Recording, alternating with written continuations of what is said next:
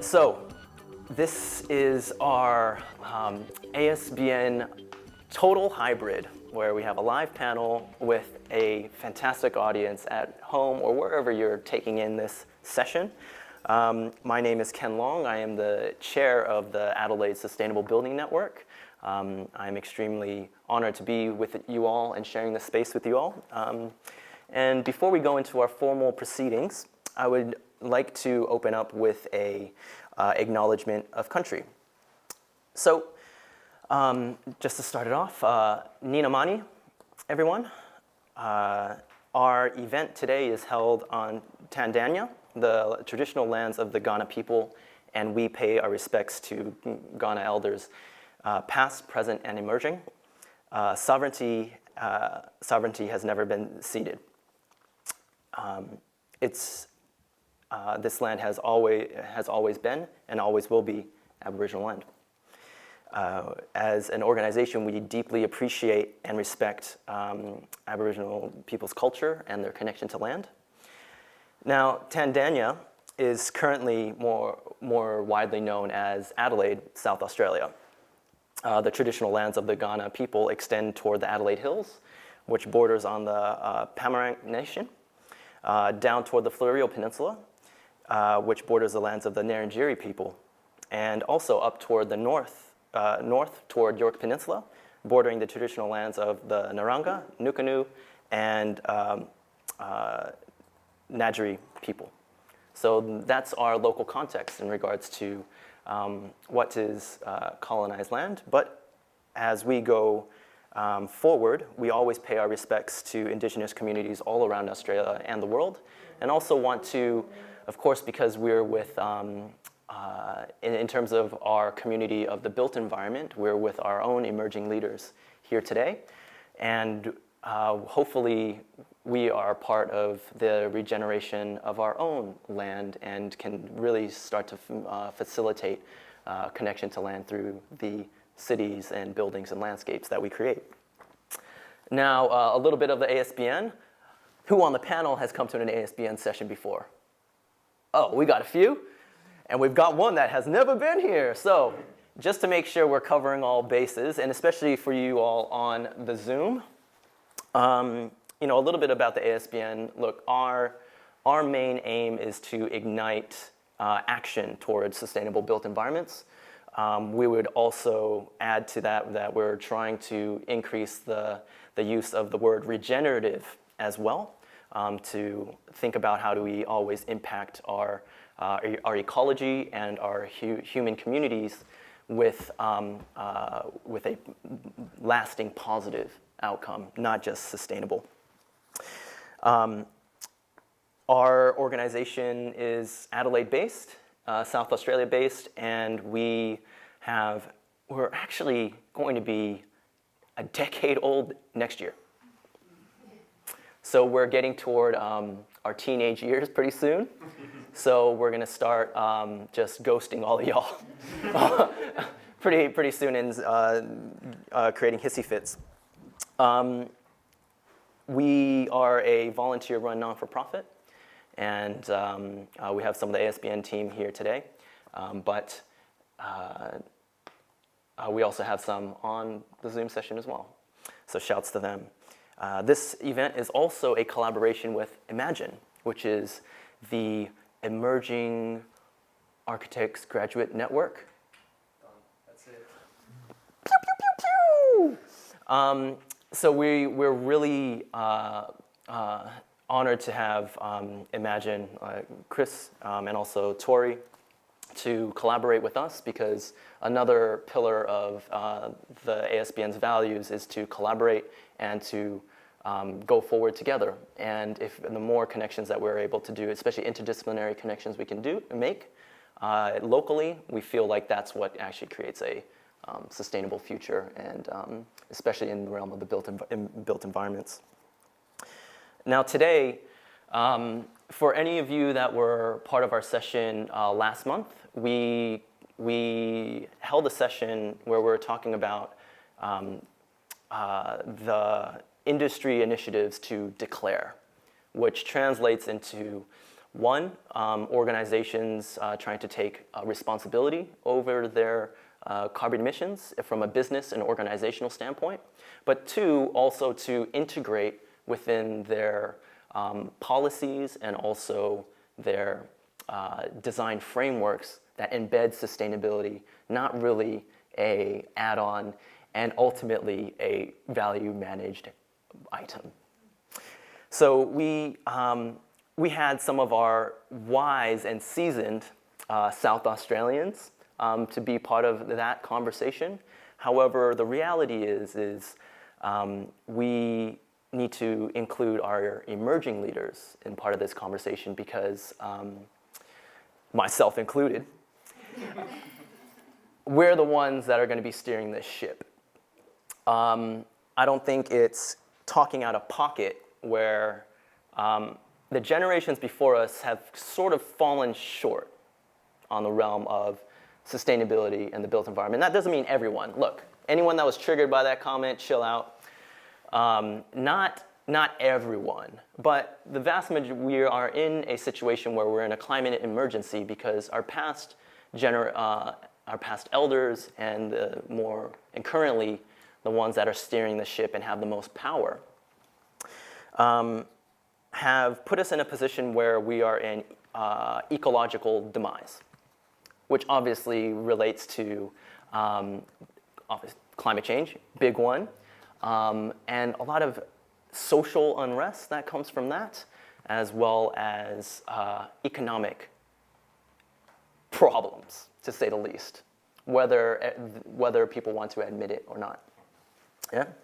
So our whole shtick today, if I could say there is one, is that I've invited some of the brightest minds in Adelaide and in South Australia, but also people that are very passionate to create change in the built environment. And once again, I know I say I'm honored to be with you all sharing this space. I really do mean that as peers and also as people that are actively doing so much to champion not only good design, but embedding sustainability in future outcomes. I'm honored to be with you all tonight, and I hope the rest of our Zoom audience will be able to see why I say that. Now, the outline of this event is that we kind of have a two-pronged session. So at the beginning, we're going to be talking a little bit about like what's our agenda, like us emerging leaders. What's our agenda in the sustainability space? And what does that mean from a business operations and a professional output standpoint? So we're going to be talking about that. Once I get some perspective from our fantastic panel, we're going to open up for questions. However, our community on Zoom, please make sure that you are jotting down questions as we go, because if we have the opportunity and if you're willing to and you feel comfortable to, we would like to let you unmute and ask your question straight to the panel. And hopefully we have the volume on so we can hear it. Never know. And then the second component of it, and this is where I will shift us into a spot where we'll talk about what's our level of optimism. So we're going to talk about how are we going to start doing this? What do we feel like? What do we think the opportunities are in business and our professional lives? But then we're going to go into how optimistic are we to hit the challenge that is put before us, where even the International Panel on Climate Change says we have about 10 to 12 years to really make some impact in this space and really take us from going off the fucking cliff. F-bomb count number one. So that's how we're going to play today. All right.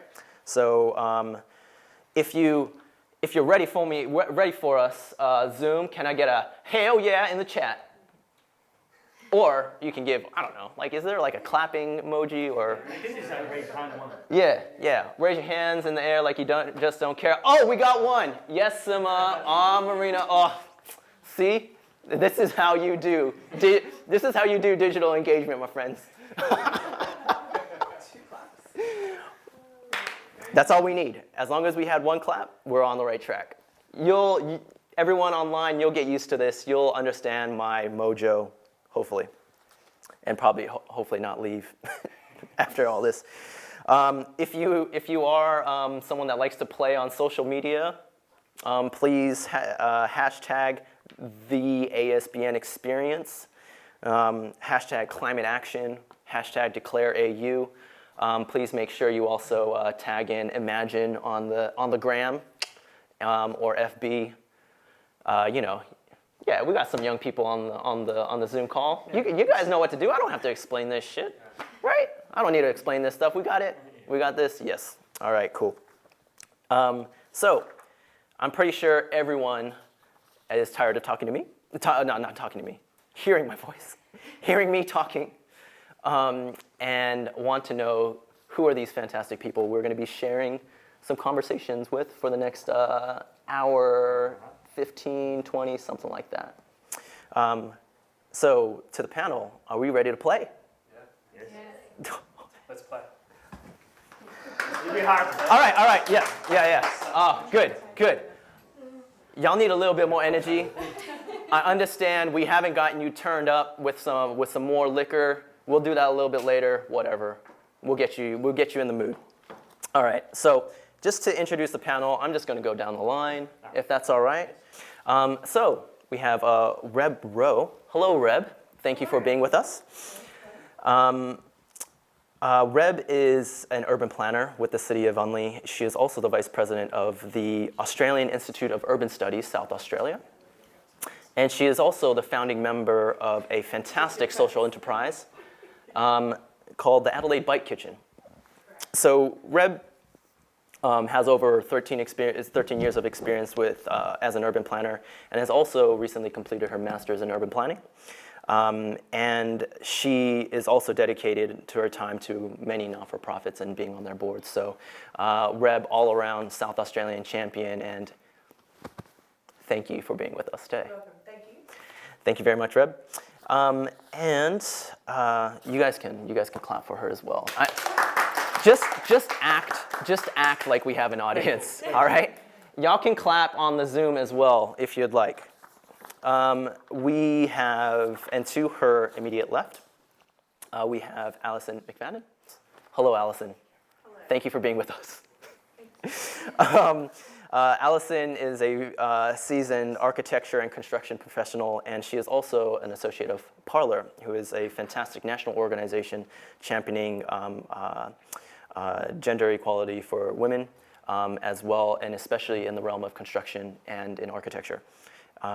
Her career spans over 14 years of architecture consultancy and advisory, and she has most recently worked in a national role at Sensum Group as project director and as an architect at Das Studio, Phillips Pilkington Architects, Hames Charlie, and Tropo. So some of the bigger names right there, and really leaving her mark here in South Australia. So thank you very much for being with us here, Alison. And immediately to her left, we have Alexandra Nagy. Now, would you like me to refer to you as Alexandra or Alex through? We have Alex here with us today. Thank you very much for being with us. Now, Alex is a project coordinator with SHAPE Australia in the South Australian office, and has recently been named the National Women's in Construction South Australia's Graduate of the Year. Amazing. And so Alex has a Bachelor of Interior Architecture from UniSA, and she is currently completing her graduate diploma of applied project management. Now, she is also a member of the Gender Action Plan Committee within SHAPE, and also is the figurehead of the environmental team in the South Australian branch. So I think Alex, in many ways, is instigating change internally in her professional organization, as well in the industry. So thank you very much for being with us, Alex. And to her left, we have Luisa Panuccio. Panuccio? I don't even know how to say it. Everyone in my family says it differently, so let's just go with it. Panuccio. That'll do. Yes. Yeah.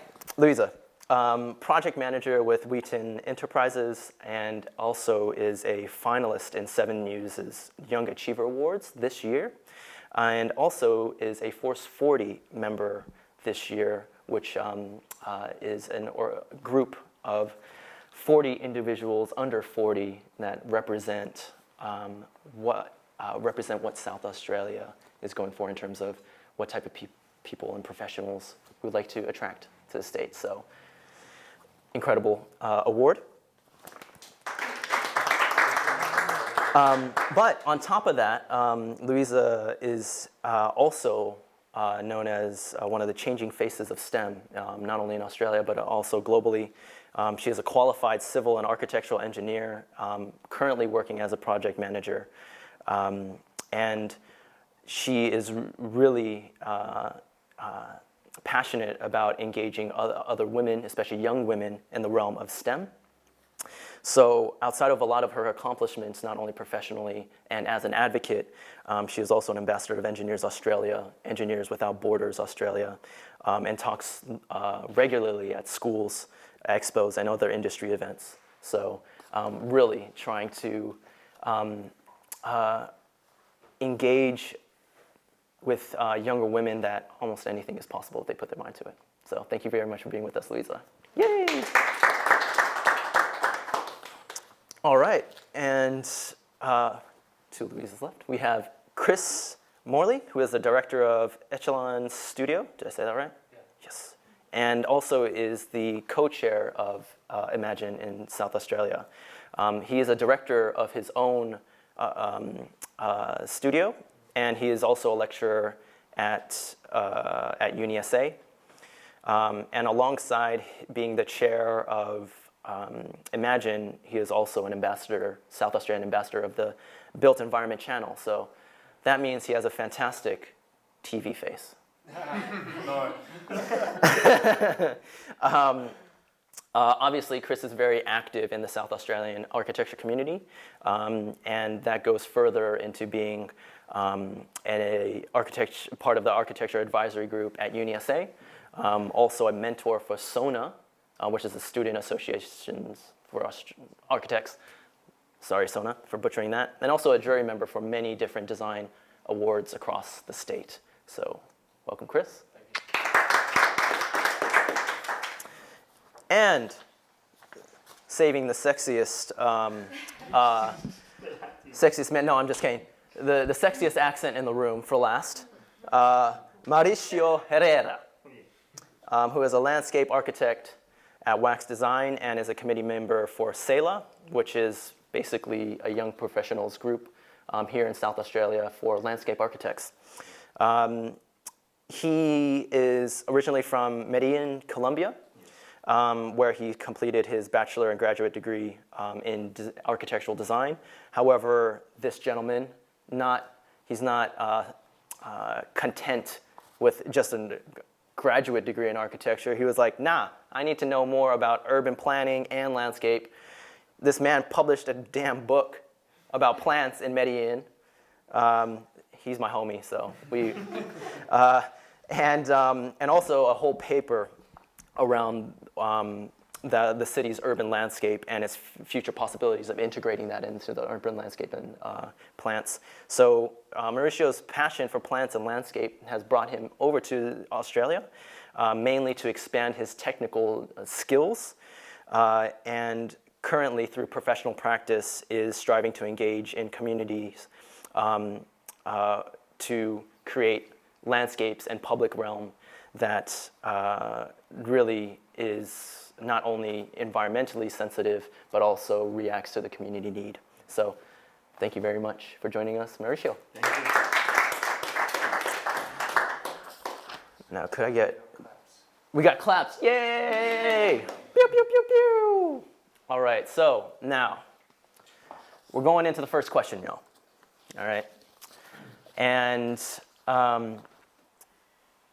so our first part of our session, and we want to really cover, is around what's our agenda. So obviously, I introduced you all. Took my breath away, quite literally. And undoubtedly, I don't say this in jest, but you are all very respected professionals in your field.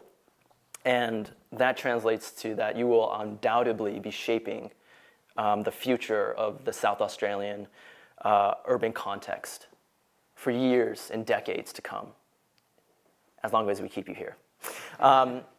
So, my question to you all, and I'm going to bring you all into this, but what do you feel your personal agenda is in regards to embedding ethics of sustainability and, of course, regeneration, not only into your professional output? So we have planner, architect, project manager, construction, engineer, architect, landscape. We have everything across the board. We could actually probably put together a development just ourselves and a sustainability consultant. And so what does that all mean, not only in your professional output, what you're going to be leading, the projects that you're going to be leading and setting the agenda, but also for the businesses that you will undoubtedly, you're already running, but you will be at the helm of guiding. And on top of that, how do you feel, and maybe this will spill out in conversation later on, but how do we feel that the current Declare movements and activity around climate action will really move the needle in the next, immediate future, 5 years, 10 years? So I would like to bring in anyone. Our fantastic Renee will give you the mic. If you'd like to, anyone want to bring us in? Don't be shy, y'all. I'm happy to start. Louisa, make it happen. And if we could just pass the mic, I'll try to push around as well. Yeah, so I thought about it a lot before this event and just thinking about it and sort of seeing who's in the room today as well, and then thinking about my degree, so taking us back to when I was at university and I studied civil and architectural engineering, so it's a combination of an engineering degree with the architecture degree. And it was massive in architecture environment. There was so many different subjects on it and, passive solar design and all that sort of thing, and really thinking about it and embedding it into the design.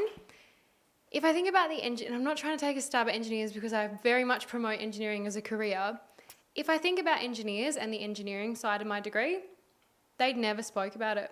To be honest, the environmental subjects we did were like water, and that was learning how to design like a water main. Yep. Not, okay, how are we going to make sure we have water in our reservoir as we start to face climate change and all these issues as they come about.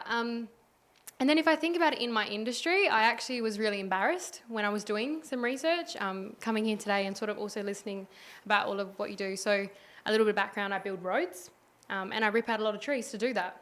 So, it's not a great thing. And it's a bit of a box. Yeah, Yeah. we forgive you. Okay, thank you.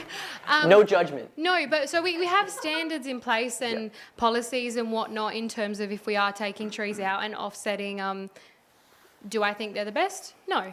In a lot of the instances, the tree owner gets to sort of make a decision about whether they'd like the tree replanted or if they would like money for it. And 9 times out of 10, they pick money. So, there's a massive issue there across my whole industry. So talking about civil engineering and road construction, major road construction. And so then I was doing some research into, we use a lot of asphalt and a lot of concrete, a lot. And that's a lot of emissions. And I've been on site on night shift watching it be laid, and I see the emissions coming out as we're laying it. So it's very hard. The smell is really hard to take in, and you're like, what is this doing to the environment if I can't even handle breathing this in right now? And so I started researching about green asphalt and all that sort of thing. And little novelty things came up here and there. And Downer is actually doing some really good things in that space with using like recycled asphalt. So a lot of the time when we build roads, we're sort of cutting down another road to build a road, and that leftover asphalt goes into a stockpile and we dump it. We don't reuse it a lot of the time because it's too expensive. So I think my agenda personally is that I really want to change this mindset in my industry from, I guess we're so about cost and we're so about time and we're not really thinking about long-term effects and how much it is going to cost us as we start to move into the future and not making conscious choices, especially in an industry which has major projects worth billions of dollars. Surely you could start to think about budget in a better sense and how we can be using this money more effectively to be investing in green technology, because the reason why it's so expensive is because it's a novelty right now. You've got Downer doing it on one project on one random street in Adelaide City Council. It's a novelty, so it's going to be expensive. As you start to make it mainstream, it becomes cheaper. As you start to make it a box ticker on, say, reviewing a tender. At the moment, if I think about reviewing tenders, and there's all these different boxes and all these different scores, and there's one for South Australian employer involvement, which is a really important thing. Then for Why local isn't there procurement. one for recycled materials? So setting standards like that, I think that's sort of my agenda. I don't know if anyone wants to. Could I bring in Reb just off the back of that? Mainly because, you'd be like, oh, that's planning. That's what, planning might, like in terms of setting standards and setting long-term agendas, obviously planning is a really critical component of that. So where might be the intersections of making sure that the overall framework of the rules that we play by, so to speak, can also filter down into other, what do you say, like design team members or consultants? Yeah, it's a big one. So personally, you were talking about personal agendas. I'm a development assessment officer, and a lot of my personal desires are completely hamstrung by code, development plans, regs, and so I can push as far as I can from a personal sense for a good outcome at the end of a development process, but that's a push, and I can only go so far. Louisa, what you're talking about is definitely stepping up to policy land, and it's not impossible to think that one day we will have policies. I mean, they're coming in, they're trickling through, discussions about deep root zones so you can actually have a tree on an allotment, site coverage not exceeding a particular percentage so that we can have some, greenery on particular sites. They're coming through, but they're still at a local level. The support that's coming from, state government, federal governments, really can be pushed, I think, up another grade, so that when our roads and other big developments are occurring, there's actually the policy sitting there to back up, your desires as well, because that's not, if there's one of you thinking of it, there'll be another 20 or more. So it'll catch up eventually. It just needs to start happening now. And that's where individuals like yourself and us will start to lead that change.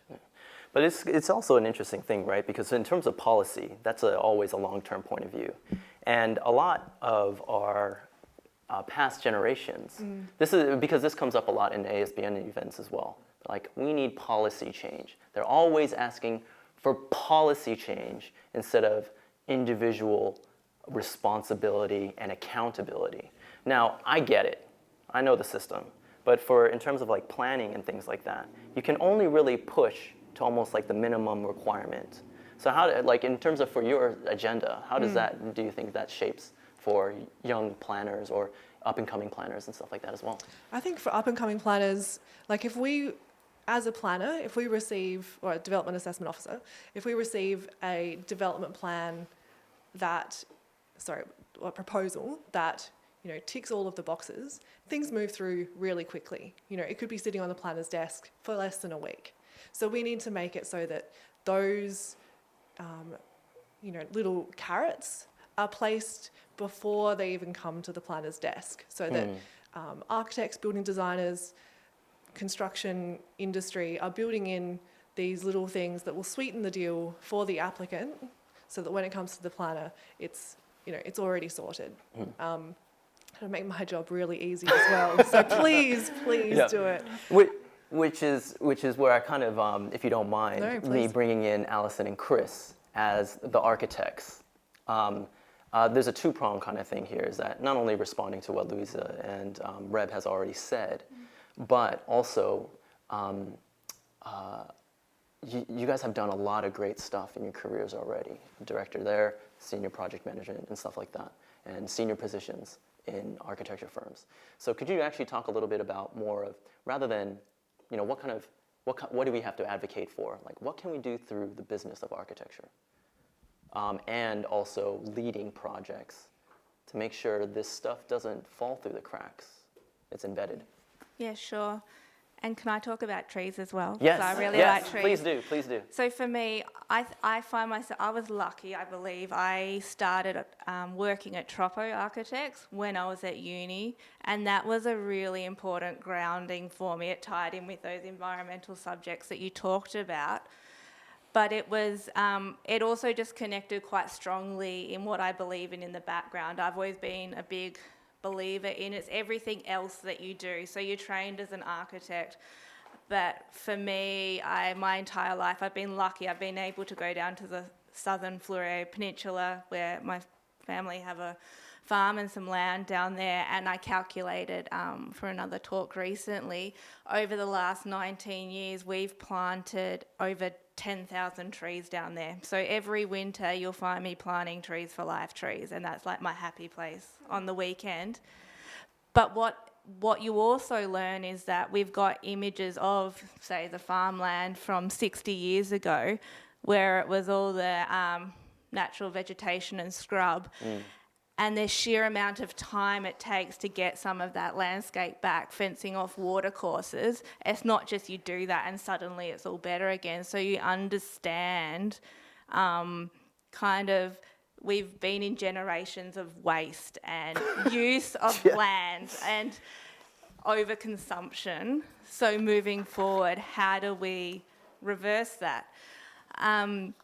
So from a business development side, the learning sitting with Troppo, also Phillips Pilkington, I was there for a number of years. They weren't just saying that environmental sustainable design was important. They advocated for that. And again, I was in those early years of my career where that was really influential. It was the norm in what we did. And that was the norm in the passive design. And to be honest, I think the term passive design, that's so 10, 15 years ago. Now we're looking at the models of the integrated design strategies and the Declare movement and the carbon roadmaps.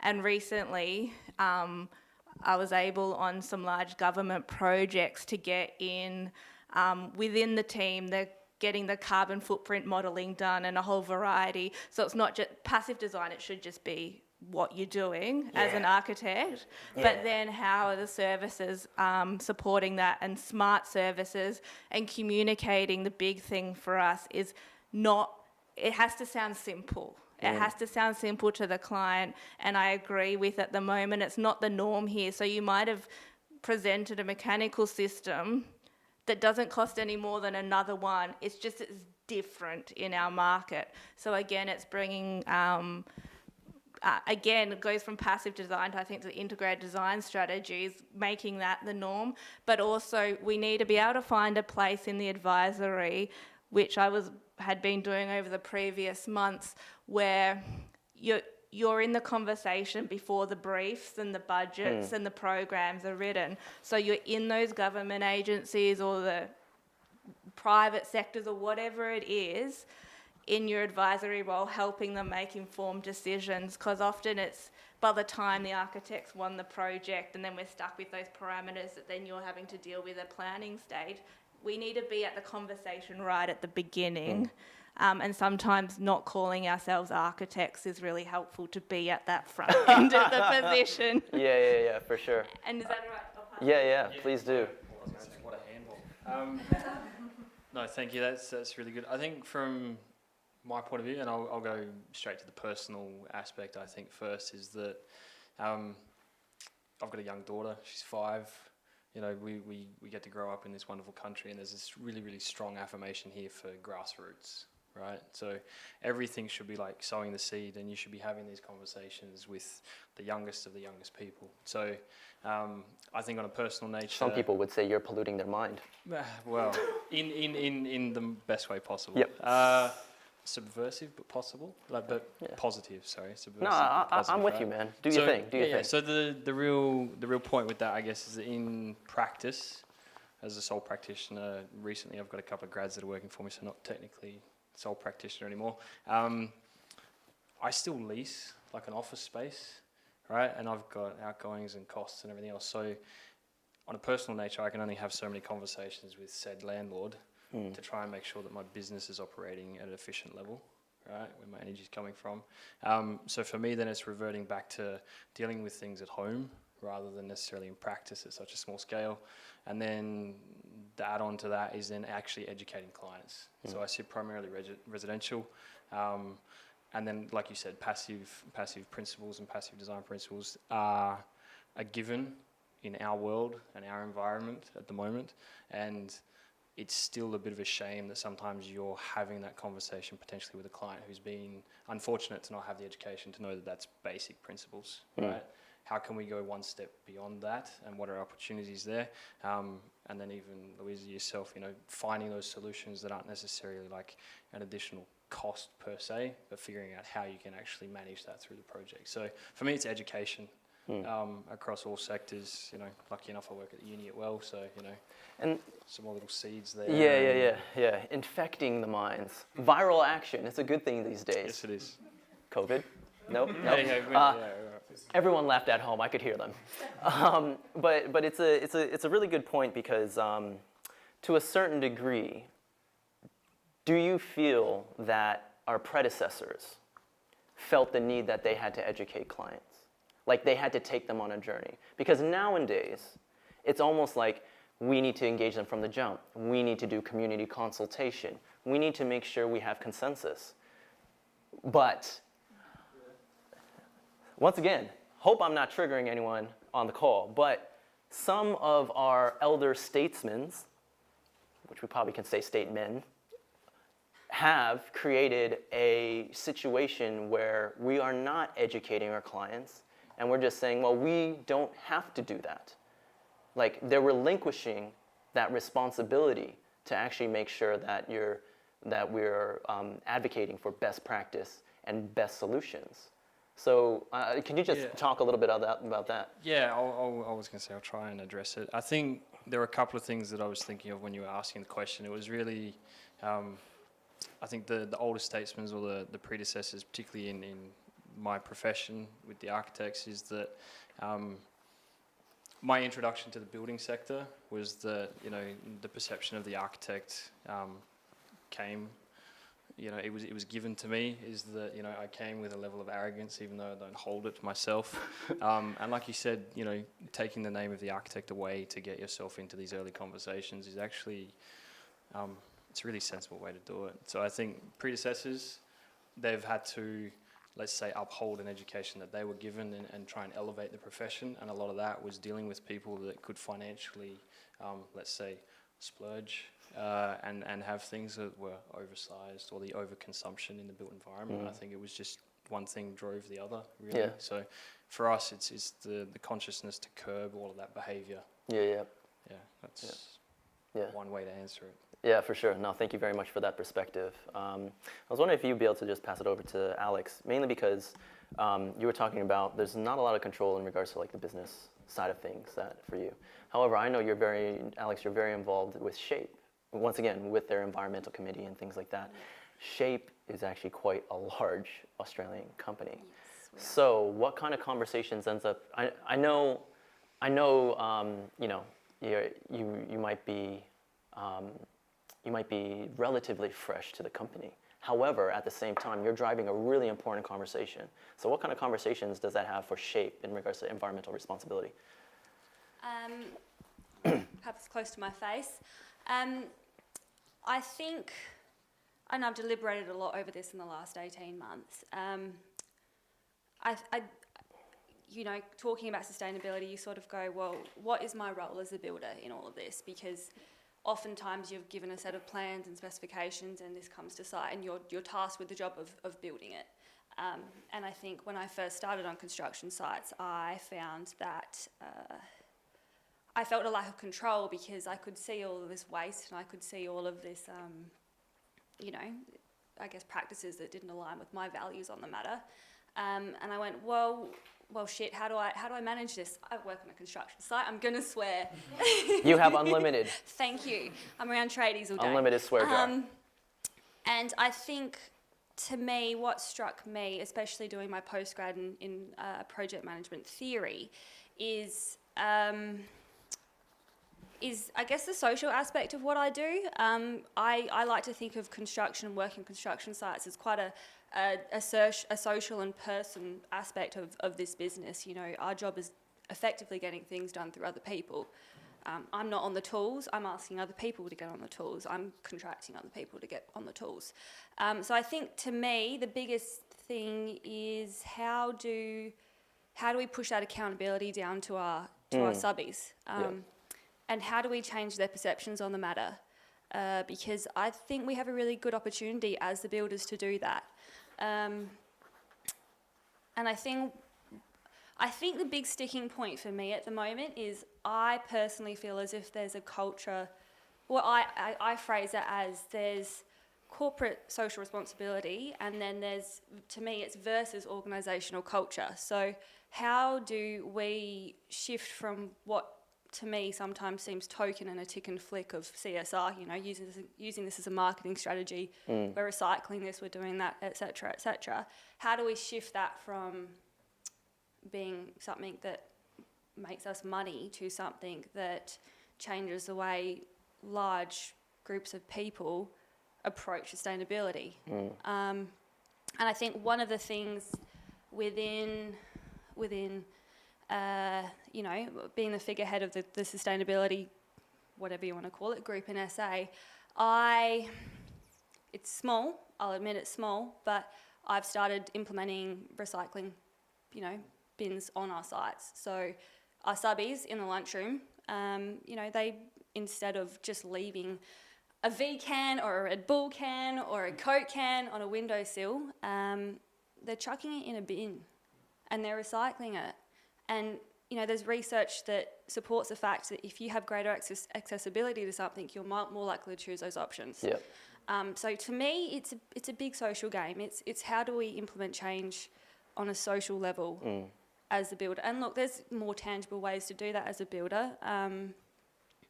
But to me, it's about pushing that accountability down the line. Yeah. And I guess changing the perception. And I guess, as Chris was saying, education. Yeah. But even further down the line. Yeah. At the beginning of the design. Can I keep talking? Yes, of course. Sorry, Ken, I'm not doing what I'm told. No. This is a free-flowing conversation. Mauricio's mad at you.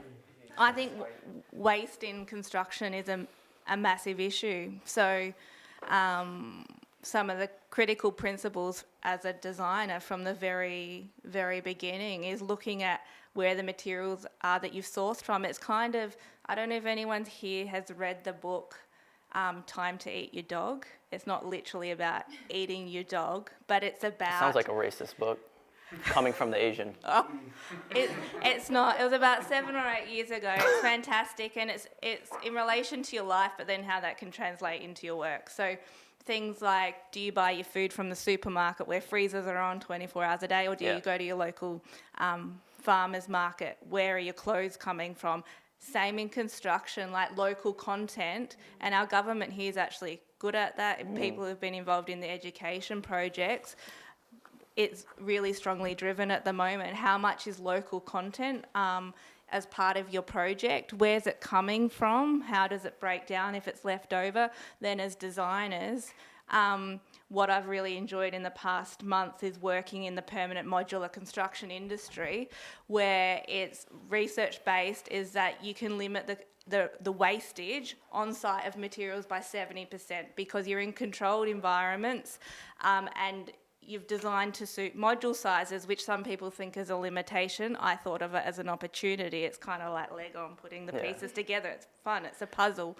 So it's looking at new construction methods moving forward that move away from, well, I know, as builders, I'll have seen architectural grids which are insane, and it was to suit some, God knows, someone was thinking one of what did The you call? engineers are really mad. And that results in a whole lot of waste, and then where's that going? So Yeah. the accountability starts right from the beginning, and it needs to be measured. So But but then I think, I mean, all of us are hinting at there's accountability that's necessary all along the chain and all throughout the process, and we're all hinting at it. So we actually potentially also need to figure out how to make sure that that process also involves a lot of people, stakeholders across the board.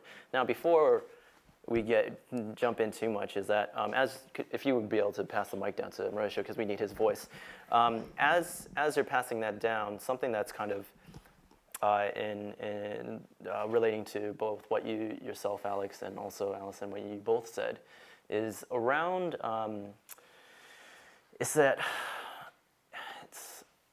there's an aspect here where there's always opportunities, you know. So I sometimes feel like the old guard sees barriers, while we can see opportunities, and there's opportunities to affect change.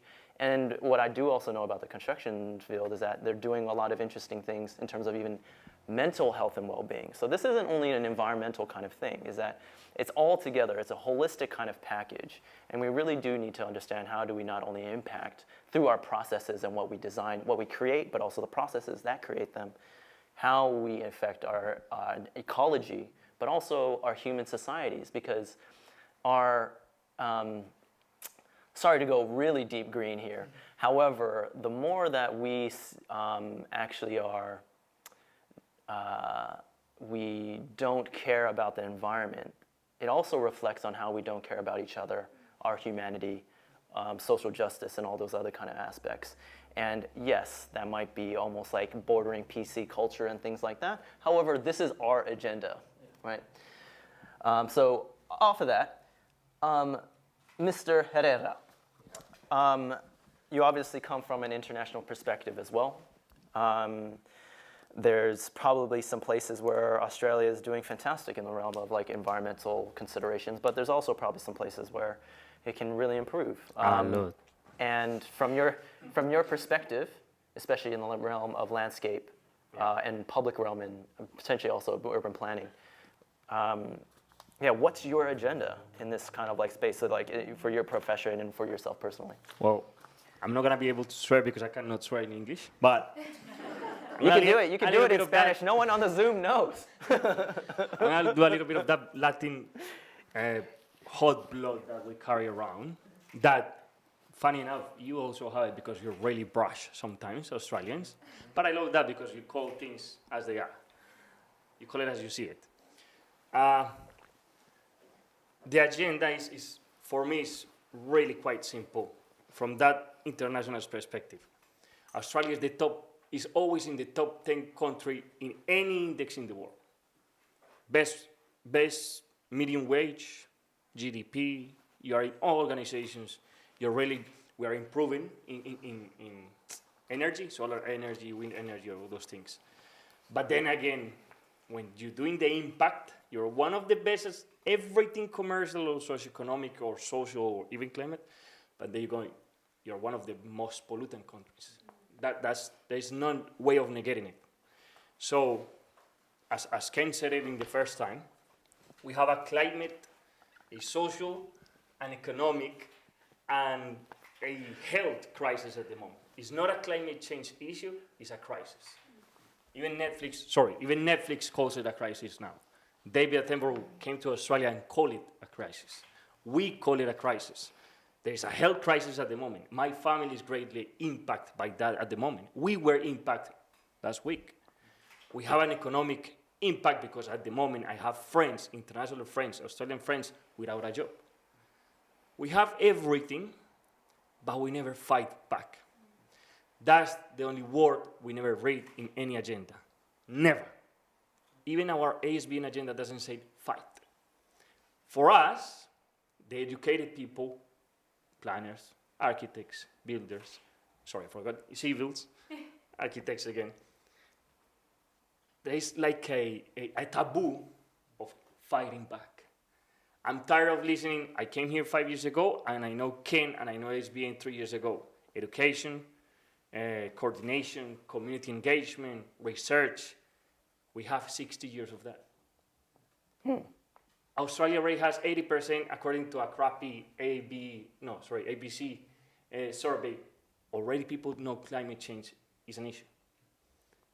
You encounter clients, you encounter planners, you encounter builders, you encounter architects that already know there is a problem. Yeah, the standard is a problem because the standard in Australia sucks. And Ken knows it, building, planning, landscape, architecture, everything in the standards, we are really lacking behind. If we compare ourselves with a country that is in the same tier as us, we're lacking. But we already have 80% of the population that knows it. We knows it. I'm tired of trying to educate. We already educated. We need to fight back. That's the word we're always missing. We never fight. I'm ready to go. Every time we hear, and I know it sounds weird because I greatly admire every one of you, especially Alison, fighting for women equality. Is we are 12 people here, but if a white, I'm Latin and white, I know it's weird, but I'm Latino. That's why nobody calls me white here, but someone like me, gray hair, enters here with a suit and calls, there's no money for this, we stay quiet. That's what happened in your parliament. You have a party, a green party, it's not great, but it's a green party. You put David Attenborough, you put the specialist, the guy with the suit comes in, always a guy, and says, there's no money, we know we can make money. There is no social background, we know the society already changed. We know there is the education, everything, but he says, we're not gonna do it, and everybody listens. Because we know, don't fight. It's the only word we're missing. So essentially, what you're trying to tell us is that we need more cojones. Cojones. I'm gonna close just with one statement, and I greatly admire that. As a Latino, as an older society is a little bit like one generation behind yours. Seeing women equality, seeing things. The world is not gonna change and the women situation is not gonna change if women keep trying to educate, to coordinate between them, nothing. You only change it when you fight. Well, when they're calling the shots. When they are calling the shots. There is no revolution just speaking. Every revolution is by acting. And I greatly appreciate that you are acting. Yeah. You're calling people, you're naming them, you're bullying them. We have to be the bullies. We are the majority. We are the educated ones. We are the ones that know. But every time on internet, every time in politics, every time in the professions, we are the one lacking. We need to hear the women. We need to hear the educated people. That's it. Learn from that, from fighting back. Black Lives Matter. Women. Climate action. It's about fighting. It's not about speaking. It's about fighting. So and my agenda is, I'm really rude. I always fight. Even with clients, I try to say at least a tree. I know. Even that tree has to stay there because that tree is giving you, your kids and your grandkids a better world. Yeah. That's it. Yeah. I'm not fighting just for me. I'm 32 years old. I could die from COVID. Unbelievable. Not here. Not here. I know. But I'm fighting this. I want to have kids. I'm going to fight for them. You have kids. You are already fighting for them. But it's that. Well, why are we so scared of saying fight? Yeah. And I just want to say thank you so much for that passionate Latino fire. But there's a lot of interesting things to wrap our heads around what you actually just said, Mauricio, because my personal feeling is that our generation or our generations and the emerging leaders kind of understand this intersectionality of a more sustainable, regenerative world, right? I am a sustainability consultant. My passion and my work is in the realm of environmentalism. However, I know that it doesn't go anywhere without understanding how do we create a more just world. And I think that's why the idea of a more regenerative, a more positive future through everything that we do is sort of like that future that we have to try to obtain to. And just kind of like quickly on this, mainly because our fantastic Zoom community hasn't really thrown in any questions or anything like that. We're just going to continue on until you do. You know, this kind of goes into my second question that I had in this first part. It's like these declare programs, right? So the engineers have declared, the architects have declared, the landscape architects have all declared, even the planners have declared, and we have builders declare. We have declare all around. So how will this, from your perspective, and this is just your own personal opinion, do you think it will actually change? Can I go to Reb and then also bring in Louisa right after? So the planner in me definitely says if we make people do things, they will have to do it. So that's the policy side of things. Dictator. Yeah, basically. Because that's, it's all about expectation setting as well. And if we have educated clients who want an outcome, then everyone here can work towards it. So how do we bring everyone along? How do we get everyone doing the right thing with COVID? It was policy. And I think it's unfair to think that planning policy, any policy, is not useful. I think quite often it gets pushed to the side as not as important as it probably is. And that way, little things can sneak in that really shouldn't be there. Or sneaky things, loopholes. Yeah, but that's also with vested interests. Yes. Correct. And also huge lobbies and things like that. Yep. So, of course, it's never simple, but I guess call out to everyone who's moving into policy planning, everything policy setting, is to try to stay real about it and realise that your role is super important. And there are different ways, I think even from a very basic sense, from a development plan point of view, if we had simplicity built into our development plans, which, the code is coming through, planning code, it could be better. It could certainly provide architects, building designers, everyone working before the development plan with clearer focus about what they're supposed to do, because ambiguity is not helpful. It doesn't succeed with an outcome that you're striving for, and that's what our policy is. It's really ambiguous. Yep. So sort of nipping that little thing in the bud could be hugely important. Yep. Yeah. And yes, that does mean, it's kind of taking a little bit of what Mauricio was talking about as well, is you have to lay down the wood, basically. It's you got to lay down the hammer sometimes. And, Louisa, from your standpoint, especially as a project manager, you're just sort of calling the shots a little bit as well. But, if as an industry we're saying we need to do something about climate change, what does that mean? What do you feel like that means for you personally in your role, but also, like you said, you're advocating for the next generation of women to be in these spaces and also call those shots. How, if we are declaring it now, how should we actually hold ourselves accountable for that? Yeah, no, I think just following on from the fighting thing, I think the reason why this generation, or our generations, if we are across a few, are going to be the point of change is because we do fight. So if I think about my parents and my grandparents and just how shocked they are when I don't say automatically yes to things and I question, and I think that's something that our generation does really well.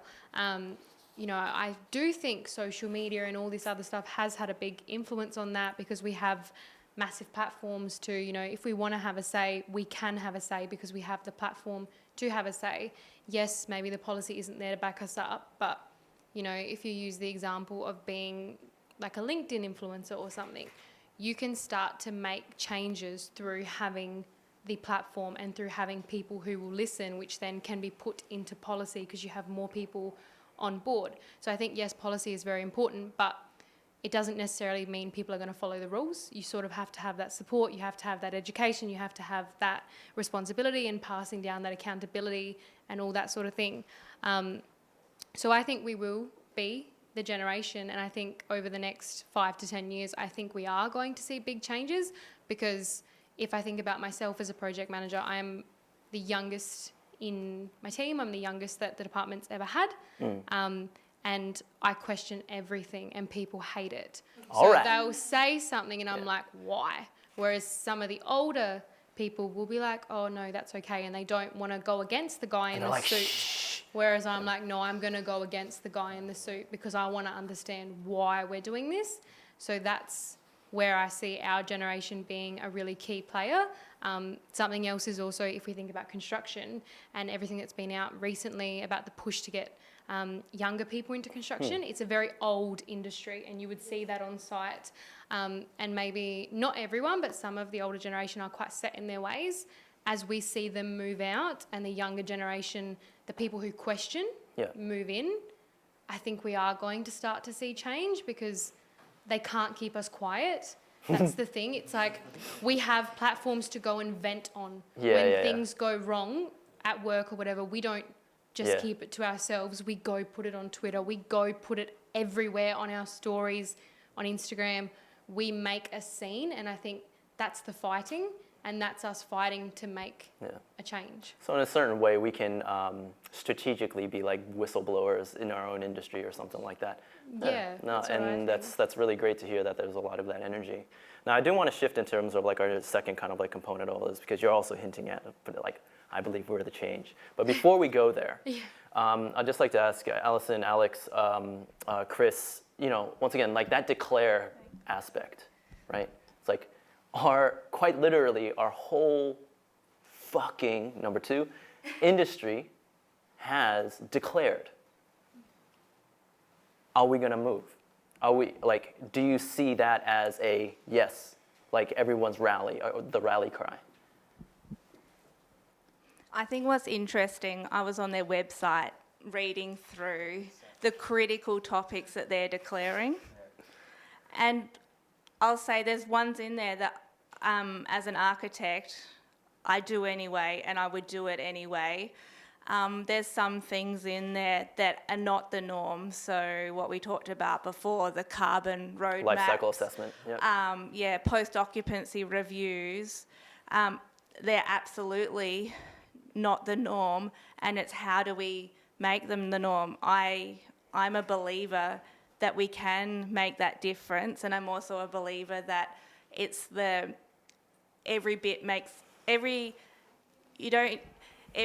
can add to a bigger collective, and it's about aligning yourself around people with the same values, and that's how you'll be able to make the difference. I also call it, instead of fighting, respectfully influencing.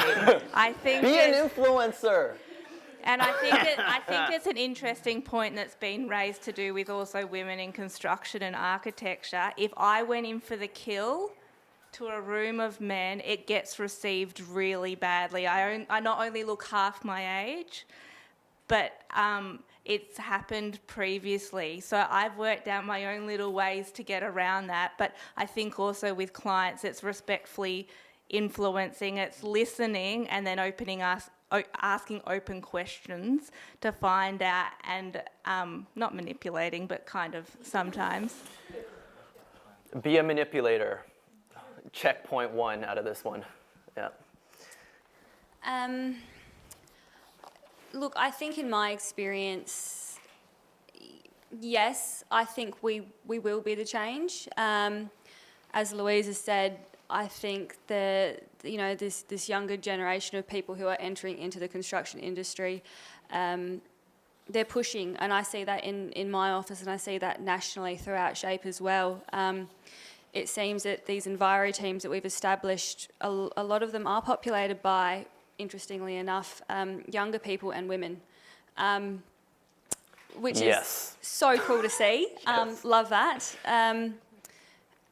And I don't think we're going away. I think having our presence in the industry, it encourages, and I think this is something I'm really big on as well. I mean, I think it's really important to be a role model and to demonstrate, as Louisa does, to younger females that we can position ourselves in this space. And I think fundamentally that will be what implements the change here. There's going to be more of us. Yes, we have some, as some of us would refer to them as old chocks in our industry, who are set in their ways, but it's changing. I think ultimately, I guess my answer is yes. I think we'll do it. Yeah. And Chris, what do you like in terms of the declare? Like, I know we're going to the optimism question, but just to kind of like finish off on this little bit is like declare. Do you think now people, like even in the industry, like let's just even talk about architecture. It's like, this is it. We're fucking doing it, number 3. My optimistic answer is yes, we are. My realistic answer is I don't think we're quite there. Yeah, absolutely. Accountability through and through. It needs to sow its seed through the industry better. People need to be called out on things. I have good and bad days. We all do. But I think, the optimism in me says yes, we are capable of doing it, but I don't think we're quite there yet. Part of my reflection on that would be through teaching at university. So I just finished doing a second-year studio, retail fit-out design. Part of that exercise is to establish the materials selections, right? Yep. And the first thing you do is you then say, why are you using this particular material? Let's look at the life cycle of the material, potentially the fit-out requirements that you've got with your tenancy guidelines, and we go through that process. Now, out of a good number of students, 15% are coming back and willing to fight and be provocative and provide a solution and actually challenge themselves to educate, to make that change. And there's a good balance of those that are actually a little bit like, we absorb the content, but I think the generation below me, they're looking at it and they're being reactive, and they're trying to call people out on it, but when they're not, their voice is not strong enough because they're not educated enough, right? They're not currently playing in that space. So I think there's still a bit of a momentum shift. We've started it, we're not there. And also probably they're also not aware of the channels for an approach to have that strategic influence to the whole thing. So, I mean, we've organically kind of gone there, but, you know, now that the mic's near you, again, Mr. Fire, you know, like the optimism, like, is there an optimist in you that we're going to get there? Do you feel optimistic in your peers and your colleagues? Do you feel optimistic that climate change won't be this fringe issue? Because we still, once again, like this is my life's work. I am a value add, not a requirement. Quite literally, as a sustainability consultant. Am I bitter about it? No. Yeah. Are you optimistic that we are going to be like, nah, this is how we're going to do things now? We got a decade, and we're going to make it happen. No. So it's not to be the gloom and doom. It's just optimistic and pessimistic are not for me a evidence-based feeling or thing. I'm just playing go to the statistics and realistic and thing. And I just believe one thing, like Chris said, accountability and punishment. It's not gonna change if you don't punish. If you pollute, you're killing people. You go. If I go out and kill somebody outside, I'm gonna pay jail. Why is Adani? Why is your liberal government? Why is everybody that keeps doing the same that we know that is wrong not changing? First, we have to change the law, accountability, punishment. And like Alison said, if she go into a room full of men, she gets weird. But as Alison said, there is other ways. I'm not saying fight, I'm not saying physical fight. We have to be Machiavellic. We have to play dirty. We have to be bullies. We have to be conspiracy theorists. No, wait. No conspiracy theories on this. We are the generation always love the change, but we are the generation of QAnon, we are the generation of flat earthers, of contrails, which is based in Adelaide. We are the generations of everything we read in internet is what happens. It's half and half. United States is half and half.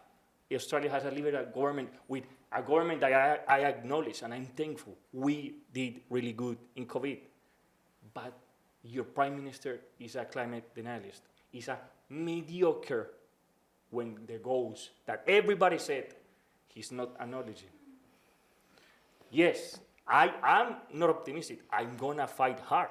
I'm going to fight hard for me, for my loved ones, for you in this room, because we are educated and we know. Yeah, we But family. it's not going to change. It's not going to change if we don't fight back, if we are not the bullies, if we are not the ones that manipulate, if we are not the ones that use the means through the majority, because we are the majority. Even in this, in every other country, we are the majority. We just let the others speak while we consort, while we just sit back. This is the only thing. So it's not, my question is not about optimism or pessimism. Pessimism is, am I willing to act? I will act. That's all I can say. For me, I will act. And I know the vast majority is acting. But we need to keep the other half, because it's half. We have to acknowledge the other half. Yes, yeah, and they need It's to wrong, be, and we have to change. and then That's they it. need to be along for the journey. So I mean, like, I'm gathering a little bit of like overall, there's an overall optimism that we can kind of do it. Like maybe not total optimism. Maybe it's sort of like, you know, a little bit more center left or something. But obviously we talked about opportunities in this realm. Do you think that the emerging leaders look at climate change as an opportunity, right? Or something that will just annoy the shit out of us? I think if we, or sort of personal opinion, if we don't act, we'll get severely annoyed by climate change. Like there's being annoyed by climate change, and then there's, you know, dying because of climate change. Which is already happening. Yeah, Yeah. it's you In know, other societies. yeah, reef societies are dying. Yeah, but I think just this discussion has also been, you know, is it the oldies, is it the newbies, is it the women, is it the men? And there's a saying of death by 1,000 blows, or death by 1,000 cuts. We need healing by 1,000 band-aids, and it takes everyone to play a role in that. And it's not up to the women to fix things just because we have been silenced before. It's not up to the young people to fix things because we haven't had power before. People who are in power can change things. They have to have a mindset and also all the things behind them lining up. So it's, of course, not super simple, but change can happen. That's super optimistic. The reality is that without a bit of fight, we all need perhaps a little bit of like French revolutionary blood back in us somewhere. We're really going V for Vendetta today. Yeah, that's it. We just need to have, you know, where are the guillotines? That's what I must. Oh my God, you went from, we need to heal to chopping heads off. Well, you know, it's part of the fight. It's the punishment. I will do that. Yeah. No, I think it's, if we have an expectation of all of us that we're all trying our best to acknowledge those in the future, we can all play a part. Yeah, I think that's me. You're keen to add? Yeah, I think with a plug for Parler, which I'm part Oh, yeah, of, for they're sure. big believers in research-based advocacy. So you'll have seen that this year they've done SOVIDs. That's a cross between survey and COVID. I like it. For kind of like working from home through the ACA. So some of that results-based accountability, how do we measure? I think that's really important moving forward. I think for us to do our job, I believe I have to be optimistic, and the things that I believe in, having the people around me and the values that are important to me, that keeps you going. I think it's interesting. I've got my gran who's 94. She's extremely concerned about climate change and what their generations have done, because she's like, we can't, you know, she's probably not got many years left. She can't do anything. And then at the other end of this spectrum, and this is what keeps you going, working in the social infrastructure circles, that's where my head is at. That's what I truly believe where we can have the biggest reach at the moment, because climate change can be a scary word, I think, for clients. I'll come back to that in a tick. Working in schools, I mean, like the last year across 28 schools doing all the front-end consultations, the little children, they can talk about sustainability. They want their indoor-outdoor connections. Biophilia! Yeah, they have waste warriors at their schools. They know what they're talking about. They're our young minds and our generations coming through.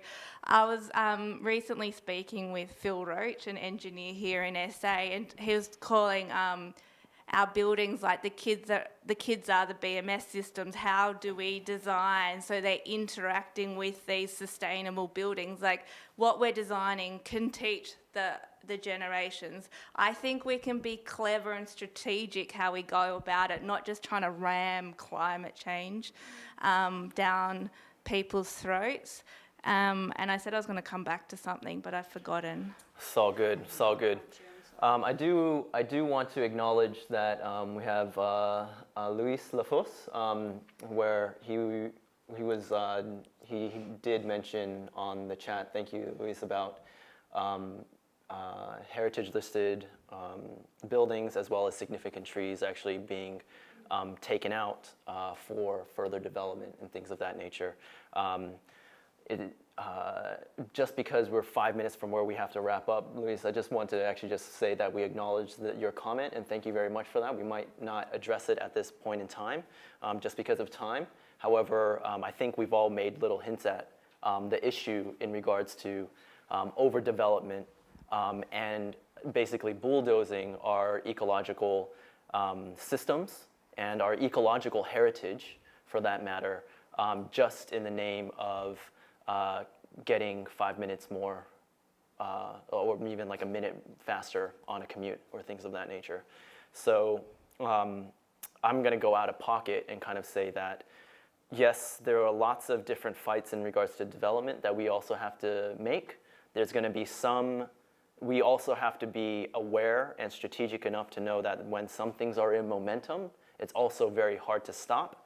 And then when it's at the point where it's already funded, the bulldozers are actually going to come. Hence why people with a understanding of climate change and also biodiversity and all these kind of things need to be at the front of the jump, because these kind of projects were conceptualized potentially 5 to 10 years ago, especially if it's infrastructure. We need to make sure that those people that are developing those briefs have this understanding of what are the long-term ramifications of actually very negatively impacting significantly impacting our ecological and human communities. With that being said, our dinner is here. And I do want to wrap this kind of up, but usually I do want to make sure that we wrap up with just one little tidbit. So if you guys could potentially limit yourself to maybe like a sentence or two, maybe I'll just make this personal, all right, is what will you do in a professional capacity to ensure climate change is more on the optimistic side? And maybe we can just, because the mic's already down there, could we just start and come down? So it's more of a personal thing rather than systemic or anything like that. Within your professional capacity, what are you going to try to do? Professional capacity, I will be fighting for those trees. I get applications for tree removals. I'll be fighting to keep them. And I will be asking whichever applicant comes in lots of why questions about why that tree needs to come out, or even why their building hasn't been designed as it should, passive, etc., solar. Personally, I'm going to keep riding my bike. Ooh. That's a really big one. Love it. I love it. Thanks, Reb. I think at the moment there's a lot of talking. So I think it's not just talk the talk, but walk the walk. What are your values? Again, I'll plug Parlour. They got me to do a letter to my younger self at the start of the year. Best thing that I ever did. That's a great article, by the way. That's you. really good. Yeah. It's kind of what is your purpose, what are your values, what makes you get up every morning. So talk the talk but walk the walk. Me personally, I love being outside down at our farm, and I'm going to continue. I've now mastered growing my own trees. I don't need to get them from Trees for Life. So if anyone needs shea oaks, they're on the go. Gonna keep. Don't tempt me. I always need help in winter to plant them. I'm going to keep going down there, caring about the environment and the conservation. Thank you. I think carrying on from what you said, Ali, I think for me, I'm just going to lead by example. And I think I'm going to continue to challenge the perceptions of the people I interact with, both on site and within Shape. Not that Shape isn't doing amazing things, but I'm going to keep asking for more because I don't think that's unreasonable. It's not. So, yeah, I think for me it's about developing my relationships and encouraging others to, I guess, walk alongside me in my journey. Brilliant. Thank you. Thank you so much, Alex. Well, I know for the foreseeable future I will still be building major roads, and a hard part about that is sometimes there are trees that have to go because it just doesn't work with them there. But I'm going to try, I guess, as a project manager, to work with designers to work about designing them out and work about and I know heaps of different projects where we have been able to do things like that and sort of change standards and deviate as we can to sort of protect big trees and stuff like that. In the instance where vegetation removal has to be done, do a pretty strong push towards sort of the offsetting, and I guess not just offsetting in the sake of just planting a tree for the sake of it wherever you can, and, you know, really conscious and educated offsetting, and also sort of as I get higher up, I would like to get into the policy space. I know this is more a personal thing, but get higher up and also have the project experience to be able to say, this is why this policy doesn't work. This is how this policy could be better. This is the ambiguity behind this policy, and where people are sort of getting away with things because, you know, it's not that clear, and making things clearer. Yep. Awesome. Fantastic. Thank you, Lisa. I will do two things. I'll talk to my landlord tomorrow. My man. Action. Already action. fighting. No, action. Calling myself out. Yes, I declared very early on and probably haven't been proactive as much as I talk. So walking the walk, absolutely. And then the other one is just to continue to chip away and, let's say, sow the seeds at the uni. You know, it's a perfect opportunity to make sure that the education that is provided to them is giving them the foundation to fight harder and to continue the fight. That's it. Yeah, awesome. Thanks so much, Chris. Okay. Well, professionally, to keep every environment as I can, as green as I can. And personally, consume less of everything. That's it. Everything you don't need to purchase. That's it. And hopefully in the future, teaching, translating that knowledge, if I can. Because I was trying to get a mentorship, but COVID. Fuck everything. So, yeah. Yep. Teaching others. That's it. Yeah, and it's